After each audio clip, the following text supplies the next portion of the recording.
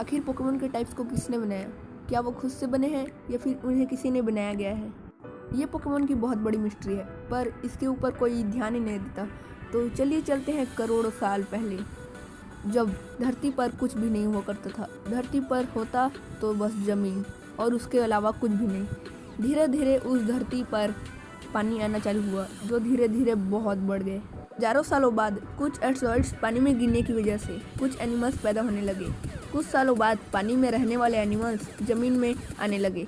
क्योंकि उन्होंने बाहर की दुनिया देखी नहीं थी, वो बाहर आने लगे। उनको बाहर की दुनिया बहुत पसंद आई और उन्होंने तभी सोच लिया कि हम बाहर ही रहेंगे। और कुछ तो पानी के बाहर आए ही नहीं, क्योंकि उन्हें पानी पसंद था। उन्हें पानी छोड़कर जाने का मन ही नहीं था, तो वो पानी के अंदर ही रहने लगे। कुछ बाहर आकर जंगल में चले गए और जंगल में रहने की सोचने लगे। कुछ वोल्केनो में और गर्म जगहों पर रहने लगे।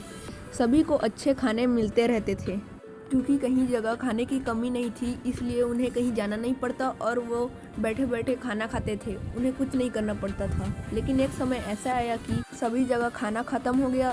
सब खाने की तलाश करते रहते। उनके सामने जो भी आया उन्हें वो खाने लगे। अपने आसपास की चीज़ों को खाने लगे। जंगल में रहने वाले पत्तों को खाने लगे, वोल्केनो में रहने वाले आग को भी खाने लगे और वो खाने के लिए पागल हो गए थे। तभी ये बात आर्सियस द पोकेमोन गॉड को पता चली। आर्सियस ने बहुत ज़्यादा सोचा और उसके बाद अपनी पावर से रीजन ही बदल दिया। जब फ्रूट्स उगते थे तब सबको फिर से खाना मिल गया, जिससे वो फिर से ताकतवर होने लगे और अपने आसपास के चीज़ों को खाने की वजह से उनके अंदर एक एबिलिटी, एक पावर सी आने लगी थी। इस एबिलिटी और इस पावर के बारे में किसी भी पोकेमोन को अंदाज़ा नहीं था। ये पावर और ये एबिलिटी धीरे धीरे पोकेमोन को इतना पावरफुल बना रही थी कि वो किसी लेजेंडरी पोकेमोन को भी डिफीट करने की पावर रखते थे। यहाँ तक लेजेंडरी पोकेमोन्स भी इस एबिलिटी को सीख गए थे। कुछ दिनों बाद आर्सियस ने कुछ पोकेमोन्स को बनाया, यूक्सी एंड एक्सेट्रा, और उन्होंने बनाया कुछ ह्यूमंस को। और उन पोकेमोन्स ने ह्यूमंस को इमोशंस, ब्रेन्स एक्सेट्रा दिए और ह्यूमंस को उस एबिलिटी पावर की अंदाज़ा हो चुका था। धीरे धीरे पोकेमोन्स और ह्यूमंस के बीच का बॉन्ड बढ़ता गया। ह्यूमंस फ्रूट्स उगाते और फार्मिंग करते, फिर पोकेमोन्स को उन्हें देते और पानी पीने के लिए पानी भी देते, जिससे पोकेमोन भी बहुत खुश होते।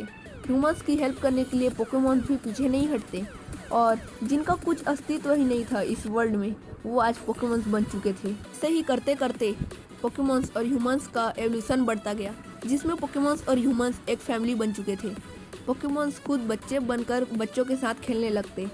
इससे छोटे बच्चे भी पोकेमोन्स के बारे में सीखने लगते। इसी के साथ साथ प्लांट्स लगाने में, हाउसेस बनाने में पोकेमोन्स ह्यूमंस की बहुत हेल्प करते, चाहे वो कोई नॉर्मल पोकेमोन हो या कोई लेजेंडरी पोकेमोन। एक दिन सभी ह्यूमंस एक जगह सोचने लगते हैं कि जैसे हमारा कुछ नाम और बायो है, वैसा ही पोकेमोन का भी होना ही चाहिए, जो बहुत ज़रूरी है। सब इस बात को मान लेते हैं और सभी इस काम पर लग जाते हैं। पोकेमोन्स भी तैयार होते हैं।